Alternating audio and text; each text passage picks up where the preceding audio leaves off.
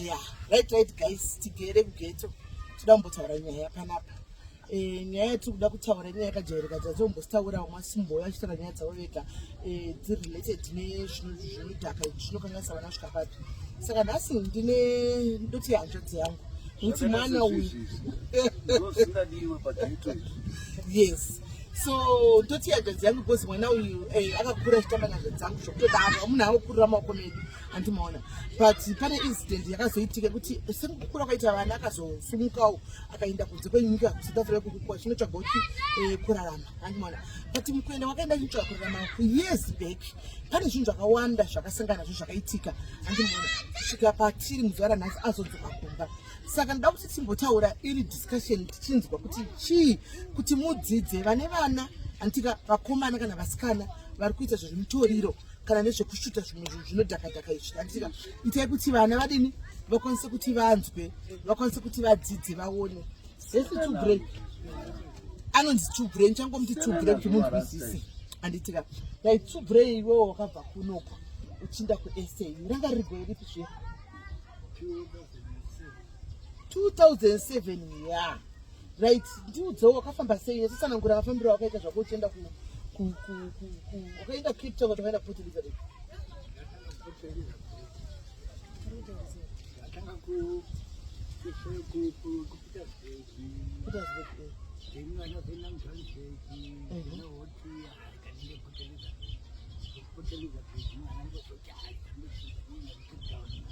okay. So iwe wakaenda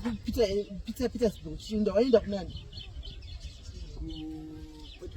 Petersburg pandipo watu wakataka kupinda Petersburg uchini ushikina South Africa wakatishikira Petersburg andi wakanga waenda una leisures all right and then chakazobva ukazobva wakafamba sei jina kubva kuno kuenda wakafamba sei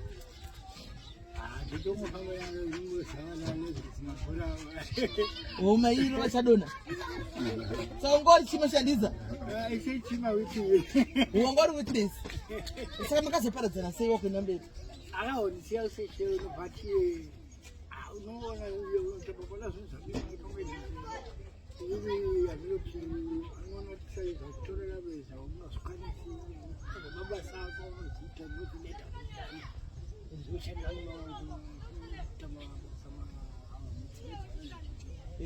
okay iye anga kuda kudzoka kuno kuchwanzisira tonoitamba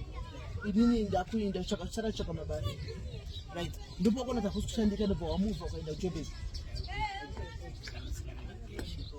okay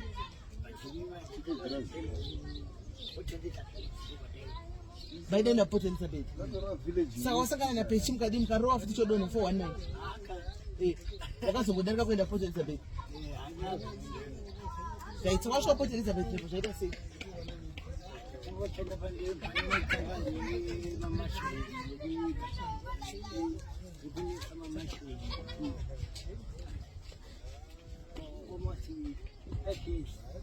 SIS uripo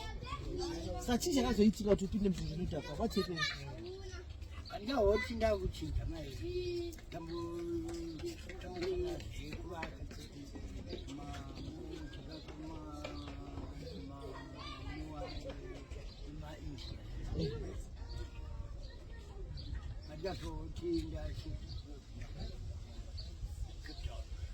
wakati shiftwa nebasa kuenda Cape Town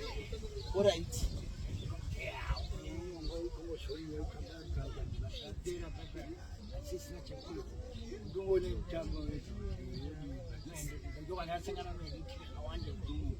ikumba kuno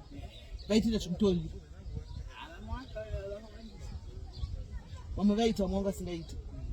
sa iwe wakazopinda sei wakapinda wega here ndoda mbotanga nekudai chii chakaitika pane pamwe pane pasi reneteksi ravanenge vachida vekuti imwe yakamini muketa imwe yemutemo ichichirikokoko ani plaga inini ndozvakakupinza madragi ubva watanga kucho wasawairova api acho ainarova hologram teripi chuzi inomikiswa nini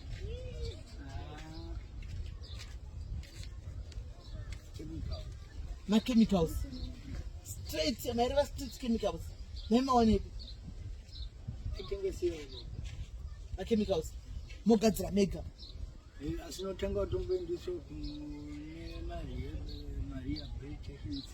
kurehabilitation center uko handi ndokaunoenda kutobviswa here madrugs aanenge ari mumwiri mako kana kukutesta wakaindiswa nani kurehab iwonga uri madrugs waimatenga wainda wega kuti wainda wega kuti unoningirira inokwanisa kuti ibve abude musystem madrugs okay chichaita kuti uinde wega kochi unongochoroti neweya nendichishandisa manetwork panenge pane manetwork azingatongoa nezvinashidzi zoti vanhu vanoshandisa zvinizvo pane vamwe vanoshandisa magetwork kuti asenze mafilm papangwa dzavo ii achibika mawebsites magnetic projection system yekutepa wokune network yekutepa vanhu pfungwa okay alright saka wakashuta nguva yakareba zvakadii waunopinda mii 10 zvichirova saka kuti ukatoverove unopinda mukati murehab wotoverove woenda kurehab nengoti yanongofira kuti zvinosisina wangu handisi kufira zviribvona saka waigara pai ipapo kwedza kwacho pane makondenas makontena aunopindawo vati kokugeza alright saka unambobvira wakaita stable home yekuti ndinogara pakati ndine home imba yanga ndogara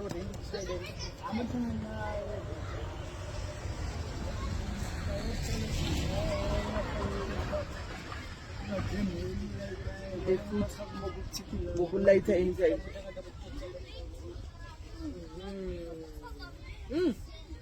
saka mukugara mawaita mumakontena omuri uchiita zvekuita zvinodhaka izvi ndezvipi zvinhu zvawaisangana nazvo anga ari machallenges awaisangana nawo kaplaza haunambofungawo here undawe naumba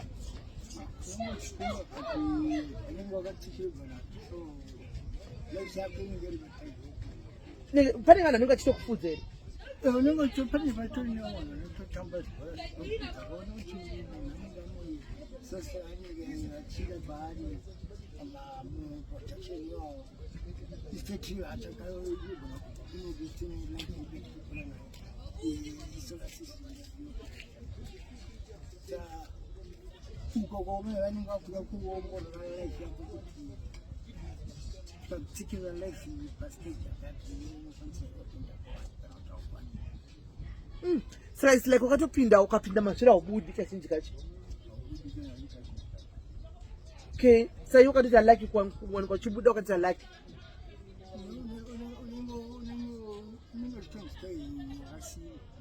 okay yozi zvakazvivirikira unooneka saita out of control zvekuti haukwanisi kana kukontrola kana any network hauchakwanisa kutambiwa kana kungotepewa naye nomunhu anenge achiita zvakake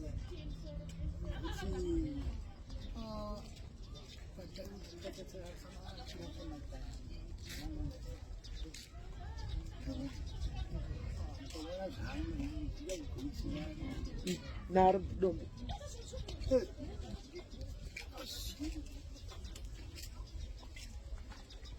hey saka kuti auye hasi kuda kuti aenda achakwanisa kuda majibu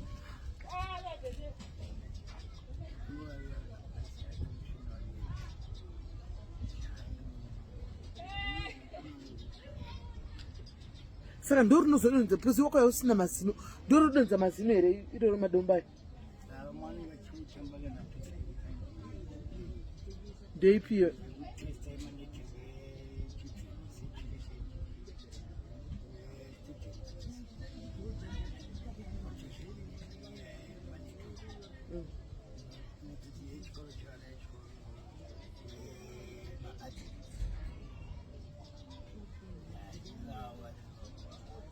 sana inobvisa mazino unobvisa mazino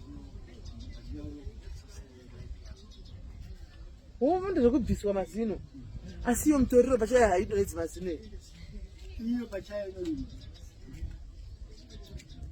Asi vamwe vanobvisirwa izvozvo. Vamwe Saka after makore ese aya paukanzwa yota kuti wakunzi dzoka uruya kuzotoka udzoka kumba wakafila sei? Wakafara? Pasingabudiki. Saka wakavaudza naye kuti nda kuti nyamba ndikuya kuzotorwa. Chiro pakatogwa vana kuti naye. Wanga usina basa kwavari. Oh. Saka wave kuno kuizvo so hapana here panombouta kufunga kuti ndomada kakunzwa kumada kana watobuda mazviri nyami yepi kana uchitiwa kabuda mazviri hauchanzi kuda kuzvida sa chero romba nje hausobro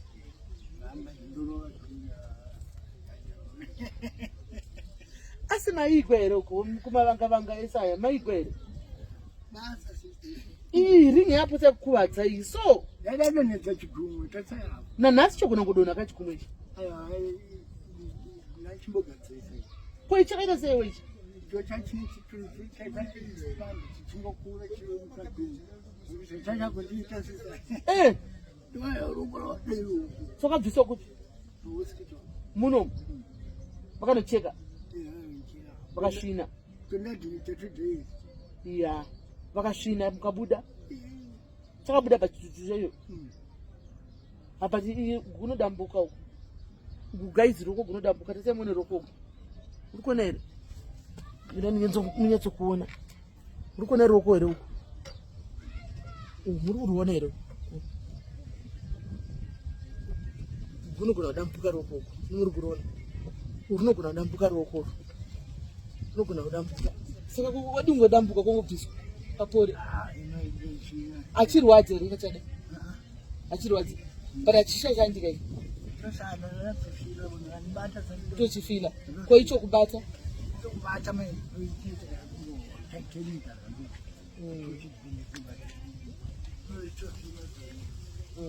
sa iwe chonto wangafuka tungaudzawo vamwe vanawo vanovedzera wakanga uri mubigistereki iwe wadzokatowe munhu mukuru chaungada kuudzawo vamwe vanawo chii concerning zviri kushuta izvi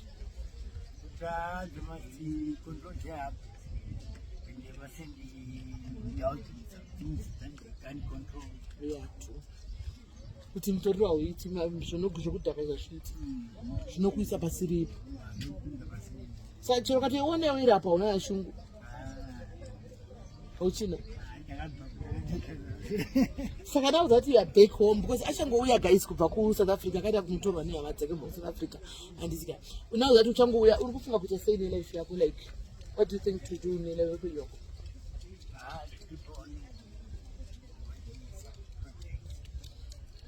otaka maproject dzako kwanza zvichengetawo udati maproject ei okay wakunyatsogona kuvaka okay alright no that would be good tingafara kutokuona uchita kuvhura kambani kako kake kuvaka utsvaga bhoisi dzako mutaka kutovaka zvichitobhadhara handiti that's good right uyu nditsubhre tutsutsu tangomti tsubhre ndosati rake atakuna chimudedza andisika akambopindawo muzvinhu zvemutoriro izvi but ave kumba akabuda ari kucape town aka from 2007